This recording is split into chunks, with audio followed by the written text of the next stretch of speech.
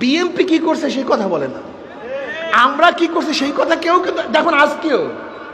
আজকেও বিএনপি কোনো মঞ্চের থেকে এই কথা বলবে না যে সত্তার সাহেব ক্ষমতায় এসে এই কাজ করছেন, খালেদা জি 91 থেকে 96 পর্যন্ত এই কাজ করেছেন, খালেদা 2001 থেকে 6 পর্যন্ত এই কাজ করছেন। এই বক্তব্য কার মুখে শুনবেন না, দেখেন আপনারা। কারণ সেখানে তো ছিল খাম্বা কেস, সেখানে ছিল ট্রান্সফার কেস, সেখানে ছিল হাওয়া ভবন। এর জন্য মানুষ আবার ক্ষিপ্ত হয়ে গেছে, ক্ষিপ্ত হয়ে আন্দোলন সংগ্রামে এত সিট বেশি পেয়ে ক্ষমতায় গেছেন, 200-র উপরে সিট। আরে আল্লাহ, মারাত্মক অবস্থা। কিন্তু আন্দোলন সংগ্রাম করার কারণে মঈনুদ্দিন ফখরুদ্দিন সাহেব এসে দুজনকে গৃহবন্দী করলেন। আচ্ছা তোরা বস, টু মাইনাস থিওরি এই একটাকেও রাখা হবে না। এগুলি দেশের সবচেয়ে বড় ফিতনা, বড় গ্যাঞ্জাম, বড় ধোঁকাবাজ, বড় সমস্যা। মঈনুদ্দিন চিন্তা করেছিলেন যে আর্মিদেরকে ক্ষমতায় নেবেন, বিএনপির সাথে কোয়ালিশন করতে চেয়েছেন, আমাদের এত% আর্মিদের সিট থাকবে, এত% তোমাদের থাকবে। সুবিধা করতে পারেননি। কারণ কি, আর্মিরা বিএনপিকে বিশ্বাস করতে চায় নাই। কেন চায় না মনে আছে তো? ওই যে তারেক সাহেব অসুস্থ হয়ে গেছিলেন। কেন অসুস্থ হয়েছে আপনারা জানেন, কেন অসুস্থ হয়েছিলেন? এর জন্য কোনো অবস্থাতে আর্মিরা বিএনপিকে বিশ্বাস করতে পারে নাই, যেহেতু একটু খারাপ ব্যবহার করেছিলেন আর্মিরা তৎকালীন সময়। মনে আছে তো? সব কথা বলার দরকার নেই, কিছু কথা গোপনে থাক না, সমস্যা কি? এর জন্য শেখ হাসিনা সেটা কোয়ালিশন করে 2008-এর ওই যে মুফতি সাহেব কি একটা বক্তব্য দিয়েছেন, 2008-এর নির্বাচন খুব প্রশংসনীয় নির্বাচন। এটা ভুল ভাই। 2008-এর নির্বাচন কোয়ালিশন নির্বাচন হয়েছিল। আর্মিরা আগের 2-3 দিন আগে সবাইকে অ্যারেস্ট করে জেলে পুঁতে দিয়েছিল। হয়তো বাহ্যিক দৃষ্টিতে মনে হয় যেন খুব ভালো নির্বাচন হয়েছিল, আসলে পাতানো নির্বাচন, কোয়ালিশন নির্বাচন হয়েছে, চুক্তিভিত্তিক নির্বাচন হয়েছিল। ওই নির্বাচনে আবারও সেই চশমা পরো বাবুজানকে ক্ষমতায় বসালাম। এরপরে তো খামি দিয়া বসছেন জগত্তল পাহাড়ের ন্যায়। উনি আর সরবেরই না, কথা ঠিক না? মানুষ 5 বছরের কর্মসূচি দেয়, উনি দিয়েছেন 41 সনের 2041 সনের কর্মসূচি।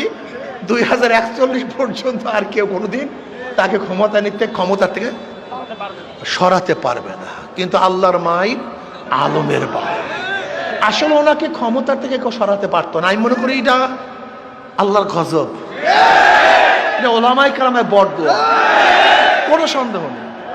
নাহলে পচা শামুকে পাও কাটে, পচা শামুকে। উনি বিদেশ থেকে এসে একটা স্লোগান, একটা বক্তব্য দিয়েছেন 2-3 মিনিটের, বাস কারবার শেষ।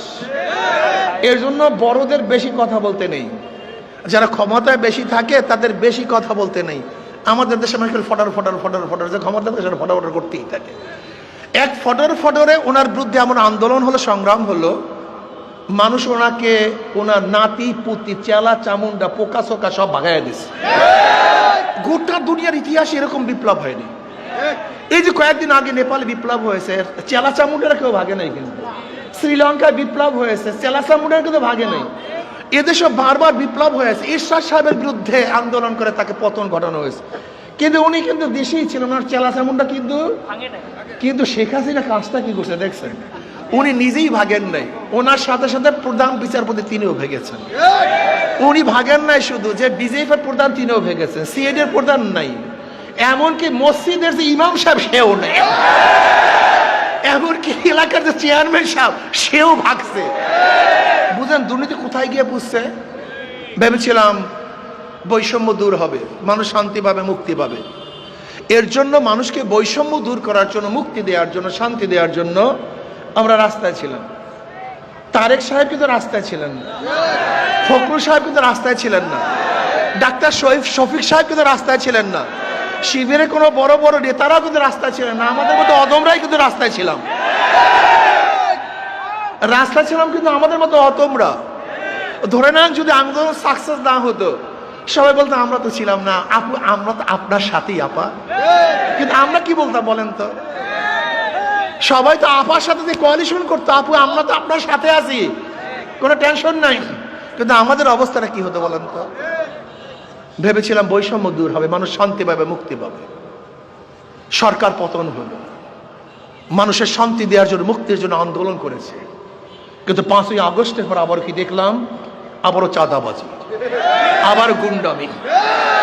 এই ভোলা তজিমুদ্দিনে চাঁদা না দেওয়ার কারণে স্বামীর সামনে স্ত্রীকে ধর্ষণ করা হয়েছে।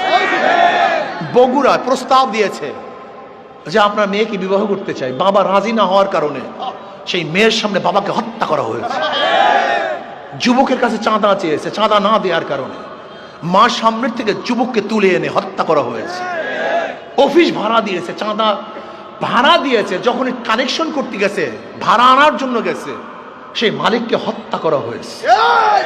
আজকে আমরা কি দেখেছি? হাজারো মা বোনদের ধর্ষণ করা হয়েছে ফরিদপুরে চাঁদা না দেওয়ার কারণে। আমাদের গরিব দুঃখী নিহত মানুষের গাড়িগুলিকে ভেঙে চুরমার করা হয়েছে। আজকে হাজারো মানুষকে রক্তাক্ত করা হয়েছে। এদের সাংবাদিক বন্ধুগণ বস্তুনিষ্ঠ সংবাদ পরিবেশন করার কারণে গাজীপুরে তাদের মাথা ইট দিয়ে থেতলিয়ে দেওয়া হয়েছে। যুবদলের চাঁদাবাজি নিয়ে মানুষকে পাথর মেরে হত্যা করা হয়েছে। এর জন্য রাস্তায় ছিলাম না পণ্ডিতজি, এর জন্য রাস্তায় ছিলাম না। ক্ষমতা দেখার স্বপ্ন দেখেন, ক্ষমতায় যাবেন। আর আন্দোলন করেছে আমরা, ক্ষমতা যাবেন আপনারা। আন্দোলন করছে সাধারণ মানুষ, ক্ষমতা যাবেন আপনারা। আন্দোলন করছে রিচি, চামার, কামার, মজদুর, চেলে, চাষিরা। আর আপনারা ক্ষমতা যেতে চান, আবারও লুটপাট করবেন, আন্দোলন করবেন, চাঁদাবাজি করবেন, জুলুমবাজি করবেন, ধর্ষণ করবেন, অত্যাচার করবেন, অবিচার করবেন, ডাকাতি করবেন, চুরি করবেন, মদের আড্ডা দিবেন, গাঁজাবাজি করবেন। বাংলাদেশের মানুষের সহ্য করবে না ইনশাআল্লাহ। এবার চাঁদাবাজের বিরুদ্ধে আন্দোলন হবে ইনশাআল্লাহ, দুর্নীতিবাজের বিরুদ্ধে আন্দোলন হবে ইনশাআল্লাহ। বাংলাদেশকে স্বাধীন করবে ইনশাআল্লাহ। দুর্নীতিমুক্ত এক দেশ উপহার দেব, যেখানে বৈষম্য দূর হয়ে যাবে, মানুষ মুক্তি পাবে, শান্তি পাবে, গরিব দুঃখী মেহনত মানুষের মুখের মধ্যে হাসি ফুটবে। বস্ত্রহীন একটা মানুষ বাংলাদেশে থাকবে না, একজন মেয়ে ধর্ষিতা হবে না, বাংলাদেশের একজন নাগরিক খোলা আকাশের নিচে ঘুমাবে না, বাংলাদেশের কোন মানুষ চিকিৎসাভাবে আর মরবে না ইনশাআল্লাহ। বাংলাদেশের কোন টাকার বিদেশে পাচার হবে না, যেখানে মানুষের মানবতা রক্ষা হবে, যেখানে সুশৃঙ্খল মানুষ বসবাস করবে, প্রত্যেক অধিকার নিয়ে থাকবে, যেখানে মুসলমান, হিন্দু, বৌদ্ধ, খ্রিস্টানরা সম্পূর্ণ অধিকার নিয়ে বসবাস করবে, সেরকমের দেশ উপহার দেওয়ার জন্য আমি মনে করি শুধু নেতা নয়, নীতির পরিবর্তন চাই। সবচেয়ে খারাপ লাগে আমাদের গরিব শ্রেণীর লোকদের অবস্থা দেখি।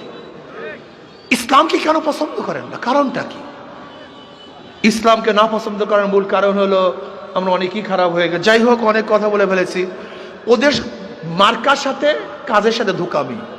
যারা নৌকা নির্বাচন করে নিজেরা নৌকা চালাতে পারে না, যারা ধানের শীষে নির্বাচন করে নিজেরা ধান কাটতে পারে না, যারা নাঙ্গল নির্বাচন করে নিজেরা নাঙ্গল বইতে পারে না।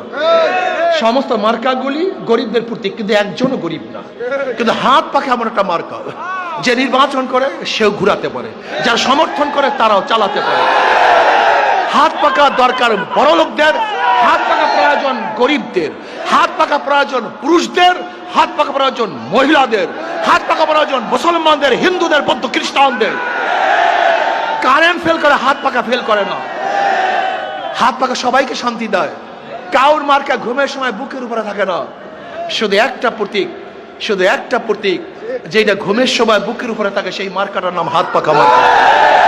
আমি বিশ্বাস করি হাত পাকা যদি বিজয় হয়, আমাদের হাবিব সাহেব পটুয়াখালী থেকে